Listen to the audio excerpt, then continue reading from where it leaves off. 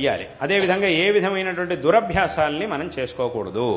అంటే దురభ్యాసాలు అనగానే చాలామందికి ఏమనిపిస్తుంది, కొన్ని గుర్తొస్తాయి. దురభ్యాసం ఇవన్నీ చెడు అలవాట్లు అనగానే కొన్ని మీ బుద్ధిలో జ్ఞాపకానికి వస్తాయి.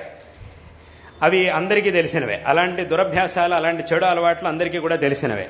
కానీ ఇటీవల నేను చెప్పేటటువంటి దురభ్యాసాల్లో ఇంకా కొన్ని ఉన్నాయి. ఏమిటంటే అది బహుశా దీని యొక్క అవసరం ఇదివరకు ఉండేది కాదు, కానీ ఇప్పుడు ఆ దురభ్యాసాల్లో దీన్ని కూడా చేర్చాలి. ఏమిటి అని అంటే ఊరికే ఎప్పుడు ఫోన్లు చూస్తూ, మొబైల్ చూస్తూ కూర్చోవడం, అనవసరమైనటువంటి విషయాలన్నింటినీ దాంట్లో చూస్తూ ఉండడం. ఈ దురభ్యాసం చాలామందికి ఉంది. ఇది కూడా చాలా హానికారకంగానే ఉంది. ఎందుకంటే ఇదివరకు ఆ పట్టీలో ఇవి ఉండేవి కావు, కానీ ఇప్పుడు దీన్ని కూడా చేర్చాల్సి వచ్చింది. ఇవి ఆ దురభ్యాసాలు అనగానే కొన్ని గుర్తొస్తాయి. ముఖ్యంగా 4-5 గుర్తొస్తాయి మనకి దురభ్యాసం. ఆ 4-5తో పాటు 5వ దానిగాను అథవా 6వ దానిగాను దీన్ని కూడా చేర్చాలి. ఎందుకంటే ఇది అంత హానికారకంగా ఉంది కాబట్టి. ఇక్కడ ఏమిటి, ఇక్కడ ఎవరిది తప్పు? ఈ వస్తువుని తయారు చేసిన వాడిది తప్పు కాదు, దాన్ని ఉపయోగించేటటువంటి వాడిది తప్పు. ఎందుకంటే ఏ వస్తువైనా కూడా లోకంలో దానికి సదుపయోగం ఉంటుంది, దురుపయోగం ఉంటుంది, రెండూ ఉంటాయి. కానీ సదుపయోగం చేయడం అనేది మన యొక్క కర్తవ్యం. అన్ని వస్తువులు సదుపయోగం, దురుపయోగం అనేది ఈ ప్రపంచంలో ప్రతి ఒక్క వస్తువుకి ఉంటుంది. కానీ సరైనటువంటి వివేకంతో సదుపయోగం చేసుకోవాలి, దురుపయోగాన్ని ఎప్పుడు కూడా చేయకూడదు. కాబట్టి ఈ సాధనాలన్నీ ఏవైతే ఉన్నాయో వీటిలో అవసరం మనిషికి చాలా ఉంది. దానివల్లే ఎన్నో వ్యవహారాలు క్షణాల మీద జరుగుతున్నాయి, ఎన్నో జరుగుతున్నాయి. కాబట్టి దానివల్ల చాలా ఉపయోగం కలుగుతోంది.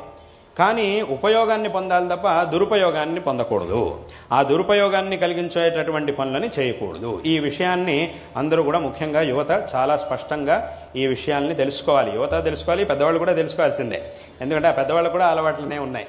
కాబట్టి అందులోనూ ముఖ్యంగా యువత తప్పు. అంటే పెద్దవాళ్ళు ఏమవుతుందంటే వాళ్ళు పెద్దవాళ్ళు అయ్యారు కాబట్టి, వాళ్ళ అనుభవాన్ని పొందినటువంటి వాళ్ళు కాబట్టి దీని ప్రభావం ఎక్కువ వాళ్ళ మీద చూపించదు. వాళ్ళు ఉపయోగించినా కూడా ఎక్కువ దీని ప్రభావం వాళ్ళ మీద ఉండకపోవచ్చు. కానీ ఆ యువత యొక్క మనస్సు ఏదైతే ఉందో, చిన్నపిల్లలు కానీ యువత కానీ, వాళ్ళ మనస్సు అనేది ఏదైతే ఉందో అది ఇంకా ఇంకా ఇంకా ఇంకా వికాసాన్ని చెందవలసినటువంటి మనస్సు అది. కాబట్టి అటువంటి ఆ వికాసాన్ని పొందేటటువంటి అవస్థలో గనక దానికి ఏదైనా ఇబ్బంది కలిగింది, విఘాతం కలిగింది అంటే ఇంకా వికాసాన్ని పొందడం అనేది ఆగిపోతుంది. ఇప్పుడు ఒక విత్తనం ఉంది, ఆ విత్తనాన్ని నాటినప్పుడు దాని నుంచి ఒక విత్తనం చక్కగా ఉన్నప్పుడు దాన్ని నాటి నీళ్లు పోస్తే అప్పుడు ఏమవుతుంది, దాని నుంచి అది మొలకెత్తుతుంది, దాని నుంచి మొక్క పెరుగుతుంది, త్వరగా పెద్ద చెట్టు అవుతుంది, మనకి ఫలాన్ని ఇస్తుంది. అదే ఆ విత్తనాన్ని కనుక ఒకసారి మంటల మీద కాల్చి దాన్ని కనుక నాటితే అప్పుడు ఏమవుతుంది, దాని నుంచి అంకురం అనేది పుట్టదు.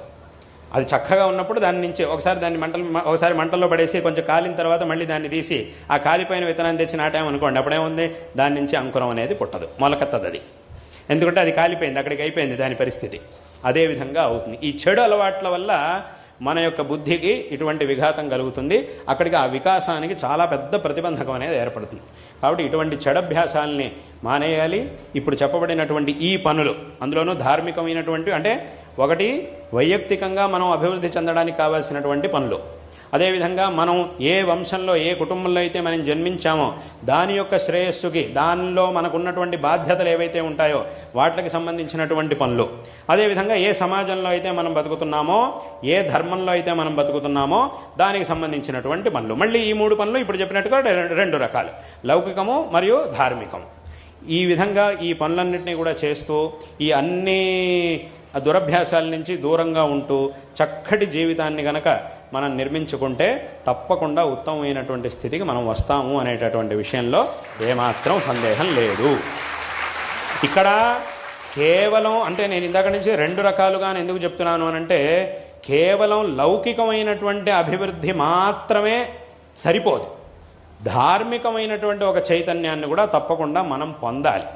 లౌకికంగా ఏదో విద్యాభ్యాసం చేసాము, చాలా పెద్ద పెద్ద చదువులు చదివాము, ఎక్కడెక్కడికి వెళ్ళి చదువుకొని వచ్చామంటే సరిపోదు. అది చాలా అవసరం, అందులో సందేహం లేదు.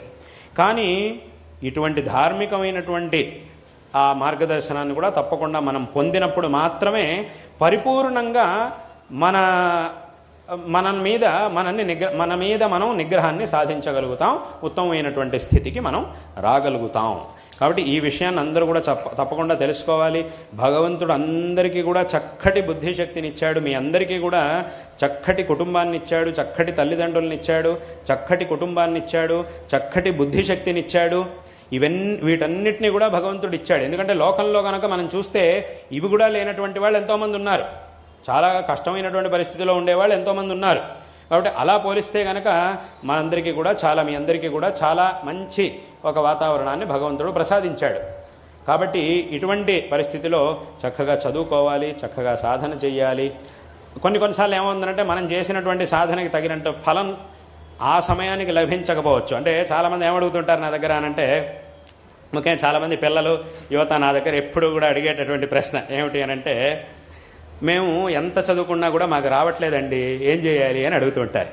ఎంత చదువుకున్నా కూడా రావట్లేదు అని అడుగుతుంటారు. అప్పుడు నేను వాళ్ళకి చెప్పే సమాధానం ఏమిటంటే, ఎంత చదువుకున్నా రావట్లేదు అని అంటే అప్పుడు ఏం చేయాలి అంటే వచ్చేంత వరకు చదువుకోవాలి. అదే దీనికి సమాధానం. ఎంత చదువుకున్నా రావట్లేదు ఏం చేయాలి అని అంటే అప్పుడు ఏం చేయాలి, వచ్చేంత వరకు చదవాలి అనేది దీనికి సమాధానం. అంతకంటే ఇంకా సమాధానం చెప్పలేం. అయితే ఏమవుతుందంటే కొంతమందికి ఒకసారి చదువుకుంటే వచ్చేస్తుంది, కొంతమంది 4 సార్లు చదవాలి, కొంతమంది 10 సార్లు చదవాలి, కొంతమందికి 15 సార్లు చదవాలి. ఆ 15 సార్లు చదవాల్సిన వాడికి 15 సార్లు చదివితేనే వస్తుంది వాడికి. ఒకసారి చదివితే వాడికి రాదు. 10 సార్లు చదివినా కూడా రాదు, 15 సార్లు చదివితేనే వాడికి వస్తుంది. ఎందుకంటే వాడి సామర్థ్యం అది. ఈ సామర్థ్యం అనేది ఒక్కొక్కరికి ఒక్కో రకంగా ఉంటుంది. కాబట్టి ఎవరైనా కూడా వాళ్ళకు వచ్చేంత వరకు తప్పకుండా చదువుకుంటే, అందుకే ఇప్పుడు అంటే ఒక ఉదాహరణ ఏమిటి అంటే, ఇప్పుడు మనకి వెన్న రావాలి అని అంటే ఏం చేయాలి, మజ్జిగని చిలికితే దాని నుంచి వెన్న వస్తుంది. అక్కడ ఈ మజ్జిగని ఎంతసేపు చిలకాలి అని ప్రశ్న అడిగితే దానికి ఏమిటి సమాధానం? ఒకసారైనా, 2 సార్లైనా, 3 సార్లైనా, 4 సార్లైనా ఏం చెప్పాలి సమాధానం? వెన్న వచ్చేంత వరకు చిలుగుతూనే ఉండాలి. అదే దాని సమాధానం. అంతకంటే ఇక్కడ ఇంకో సమాధానం చెప్పడమే కుదరదు. అది వచ్చేంత వరకు చేయాల్సిందే ఆ పనిని. అదేవిధంగా ఈ చదువు అనేది ఏదైతే ఉందో అది కూడా అంతే, వచ్చేంత వరకు చదువుకోవాలి. అలాగని ఎన్నిసార్లు 100 సార్లు చదివినా కూడా రాదు అనేంత మందబుద్ధులు ఎవరు లేరు కదా ఇక్కడ.